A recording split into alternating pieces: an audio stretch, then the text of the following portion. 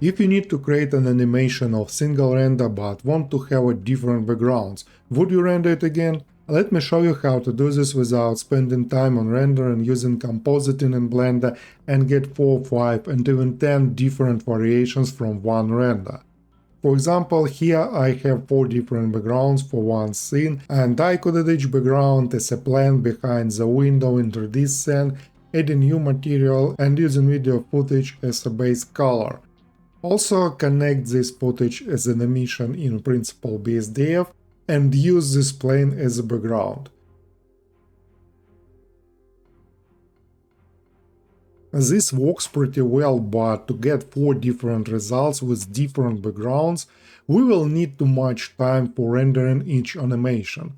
Honestly, we have a professional approach where we don't need to spend a lot of time on rendering. Let's consider each step of using this way. I'll open this scene. It's pretty simple scene of cozy interior, just one room with large windows, sofa, an armchair and other interior items. Here I used a new collection of interior 3D models for Blender, this premium collection of 3D models that allows you to quickly create interior projects. Everything is adapted for use in the asset browser, so I created this interior scene in just a few minutes.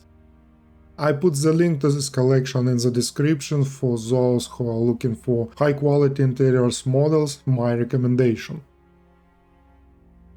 We can see that this scene is absolutely dark, and the main point for us will be in the light. Later you will understand why. First of all, I will definitely need external light. For this I will add a new area light. Let's place it somewhere here, outside the window. Scale it to make it look like real ambient light. Increase the power of this light. Also make it a bluish color, closer to cold light from the window. Alright, let's also add some inside lights. The main goal is to create a warm and cozy interior with atmospheric exterior to achieve some contrast. I will duplicate this light source. It will be something like candle lights that can be placed behind the books, more warm color, but not so bright. I also have a fire in the fireplace and candle here. It would be nice to duplicate this light here to make this part brighter a bit.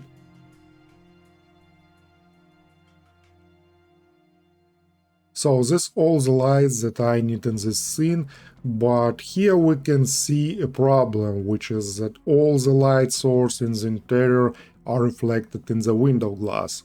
I could simply turn off glossy in the settings of the light, but then we would lose glossy from this light on all objects, and I need somehow to exclude this light only from the glass. In Blender 4, developers added the light linking feature, which will help us to solve this problem. I select this light source, go to settings, and there is light linking. Press new. Now we can add here the objects that we need to exclude from the impaction of this light source. My glass is plane 003. I just drag and drop this object from outliner to the light linking. If the checkbox is enabled, this light will impact only this object, but I need to disable this. It will exclude this glass object from the impaction of this light. In this way we can link lights with some object and include or exclude them from the impaction of this light. I do the same for other interior light, and we remove these terrible reflections from the glass. So I like it and I want to do render. Next we will be working in compositing, because there's where we can do things like adding a background. Overall, compositing in Blender is capable of many things and can even simplify and optimize our work.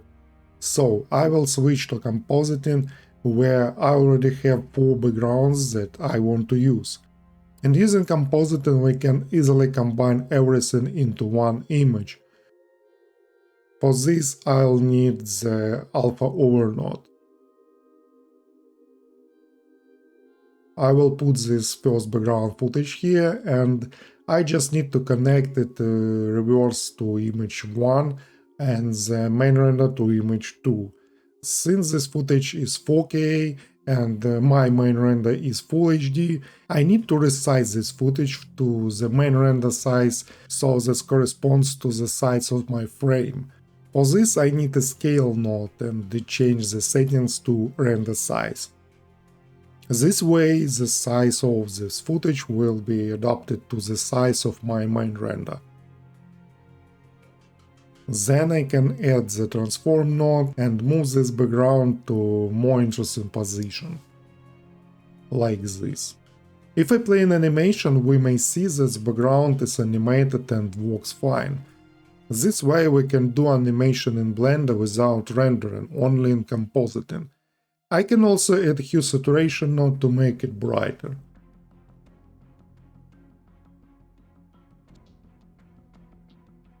That's the Compositing setup for the background. I can easily replace the background without re-rendering the animation. I copy these nodes and I have different footage here. The same goes to the other background. I can easily connect any backgrounds here and get different renders without spending time rendering each time when I change the background. But we have a problem again. Each background has their color tone. This one is cold, this one is natural, and this one is warm. So when I change the background in Compositing, the light from the window doesn't change. It remains as we said in the 3D scene. Even if I add a color balance node and try to change the color according to the background, just need to be placed before alpha over to affect only the render. So when I try to change the color of the bright parts of the image, the whole picture changes, but I need only the light from the window to change. And Blender has a solution for this. In Blender we can separate all light source into light groups in render layers, and of course adjust this in Compositing. Look how it works. I need to separate lights into two groups. The first one will be light inside. And the next one will be light outside. Now I need to mark the lights to which group I want them to belong. Select these lights and in the object settings there is a light group. I can mark that this light should be in the light inside group. Okay, this also light inside. Also the fire in the fireplace and candle need to be assigned to this light group. And we have one remaining external light that need to be added to the light outside group. And that's all. Now we need to render again, and then in Compositing we can see that new layers have been added to the render layers according to each light group. Now I can combine these two layers into one using the mix node.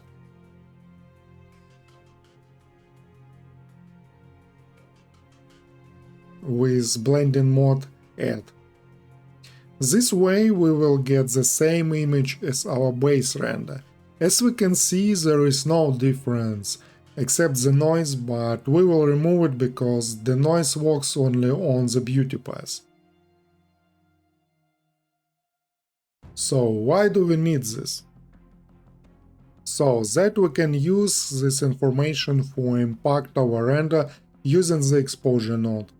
This will allow me to adjust the brightness of the light without unnecessary renders using only Compositing in Blender. But we remember that we also need to be able to change the light color according to each background. How to do this?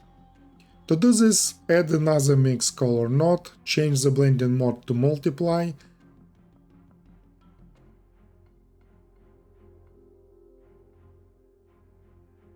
this will allow us to adjust the color of each light group separately.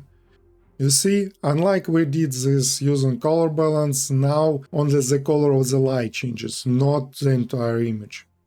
Okay, this is what we need. Now we need to connect all this with the background, connect this to alpha over, And we can see that we have lost the alpha channel that we had in our render. This is not a problem because we have an alpha channel as a separate layer, so I can quickly add set alpha before alpha over node and connect the alpha channel here. And as we can see, now I have a combination of different lights and background footage. And I can quickly match the window light to my footage using mix node. For example, the color here should be more bluish.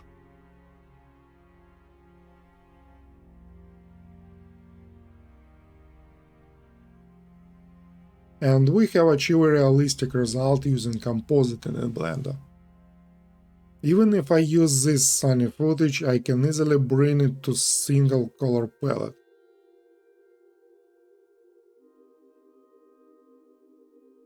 It's possible to slightly increase the brightness and exposure.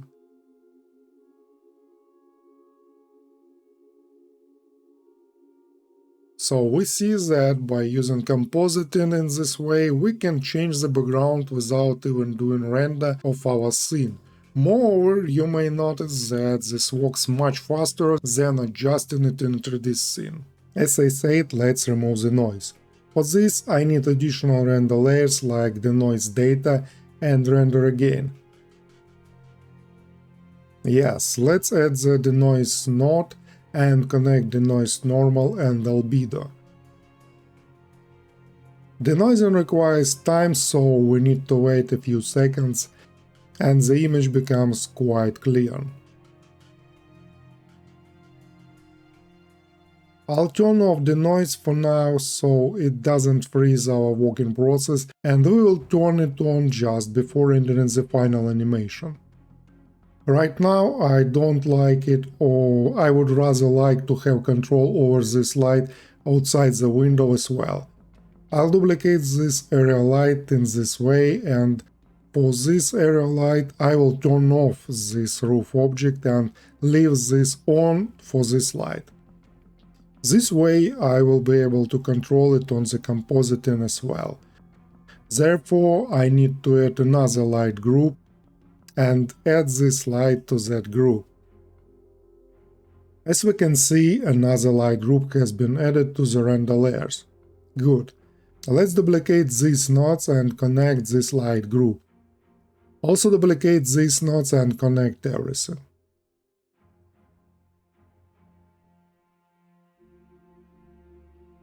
And now I have the options to adjust this light as other light groups.